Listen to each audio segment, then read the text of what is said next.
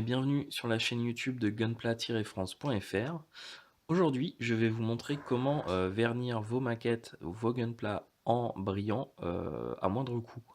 C'est-à-dire sans utiliser des vernis Tamiya ou Mr. Hobby ou toute autre marque. Si c'est juste pour un vernis brillant dans le but de passer un panel line ou faire un peu de weathering sans du coup pour protéger la peinture de votre maquette.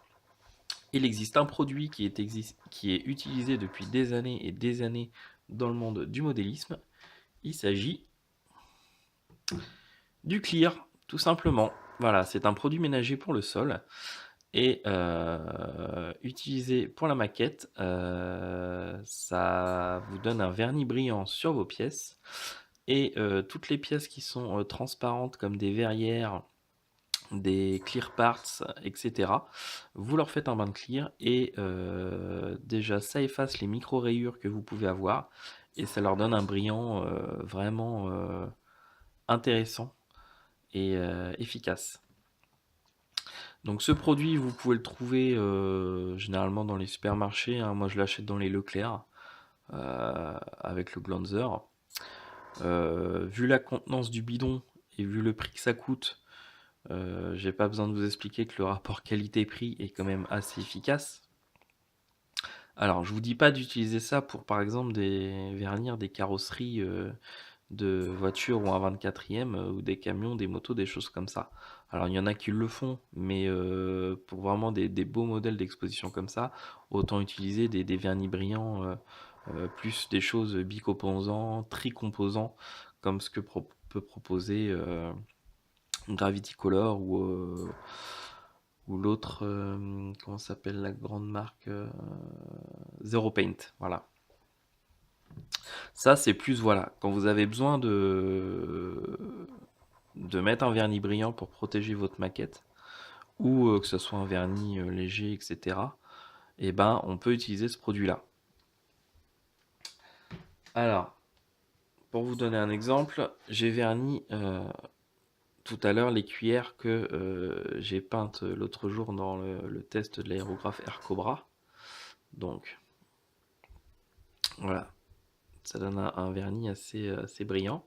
Là, la cuillère, vous avez le côté mat. J'espère que vous pouvez le voir correctement. Donc, côté mat et côté brillant. Donc vernis au clear, à l'aérographe. Alors, le clear, vous pouvez le passer tout aussi bien au pinceau, hein. Vous pouvez y aller, vous n'aurez pas de traces, vous pouvez badigeonner, ça va sécher à l'air et vous n'aurez pas de traces, il vous restera que le vernis. Mais voilà, moi pour des surfaces, à partir de surfaces, c'est un peu de la taille d'une cuillère, moi je préfère le passer à l'aérographe. Donc à l'aérographe, c'est entre 0,8 et 1 bar, hein, pas plus, hein, ça se passe vraiment à basse pression. Et alors, vous arrêtez quand vous êtes à la limite de la coulure. C'est un produit très liquide, donc ça va vite perler si vous insistez trop. Vraiment faire des petits voiles légers. Voilà, j'ai aussi, voilà. Vous vous rappelez, j'ai fait cette plaque là. Alors, celle-là, j'ai rien fait, ce côté-là, et ici, j'ai passé vite fait une couche de clear. Il n'est pas encore totalement sec. Pareil ici, je ne sais pas si on peut réussir à bien le voir. Cette partie-là n'a pas de clear, et cette bande-là est clearée. Alors, je vais vous faire directement une démonstration, ça parlera mieux. Donc j'ai mis un peu de clear dans un petit bidon, hop, comme ça m'évite à chaque fois de réutiliser le gros bidon. On prend son aérographe, on met un petit peu de clear, hein. Pas besoin d'en mettre une tonne, hein, ça... Il n'y a pas besoin de mettre beaucoup de couches non plus.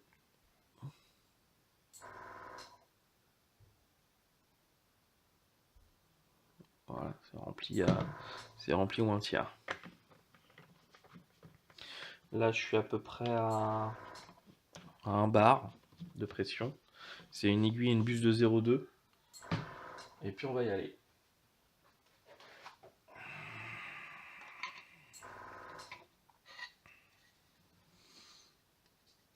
Alors, je vais essayer Voilà, si je me mets comme ça, vous devriez pouvoir voir à peu près. J'espère que ça va aller. Allez, on est parti.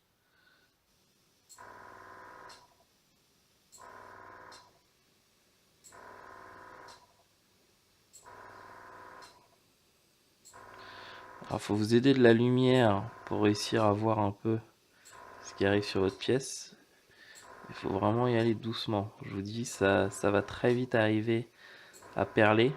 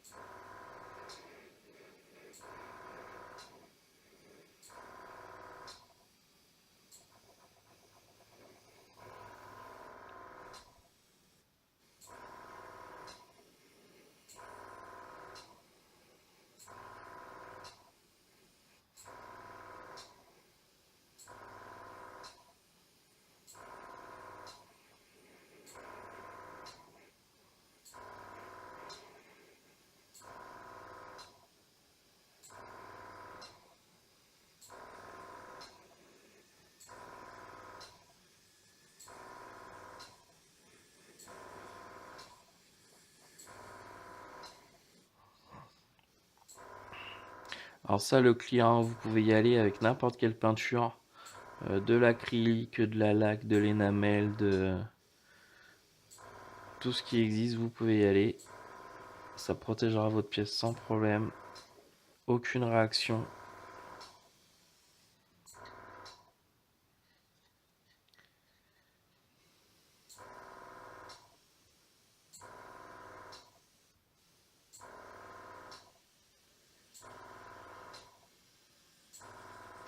Alors, faut vraiment faire des passages rapides, hein. Ne restez pas au même endroit un certain temps, sinon vous êtes sûr que vous allez avoir des petites coulées. Alors en même temps, c'est pas très grave, hein, je vous l'ai dit, ça laisse vraiment pas de marque. Au pire, si vous trouvez que vraiment c'est trop coulé, un petit coup de sopalin. Mais en général, il n'y a pas besoin.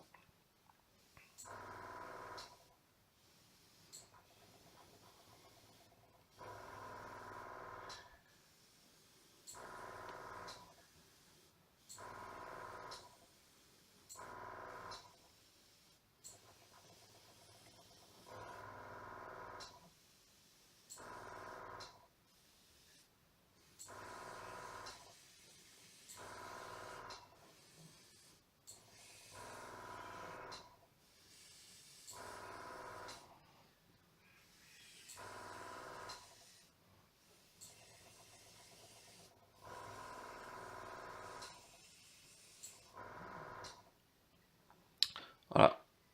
Quand votre pièce a brille, c'est que c'est bon. Voilà, il n'y a pas beaucoup plus, hein. Là, c'est surtout pour protéger ma pièce avant que j'attaque le panel line, de la peinture sur les pièces, du weathering, et puis voilà. Hop. Et puis à la fin, donc pour nettoyer votre aéro après du clear, on utilise du Glanzer. C'est un peu le diluant, l'ennemi du clear, le Glanzer. Si vous avez clearé une de vos pièces et puis que vous n'en êtes pas satisfait, que vous voulez retirer la pièce, vous faites un bain de Glanzer. Comme vous feriez finalement pour de la peinture, puisque le Glanzer de toute façon ça décape tout. Ça n'abîmera pas votre pièce bien évidemment. Voilà, j'espère que ce tuto vous aura été utile et puis que pour ceux qui ne connaissent pas, je vous aurai fait découvrir ce produit et son utilité au niveau du gunpla ou du modélisme de façon générale. Je vous dis à bientôt. Ciao ciao.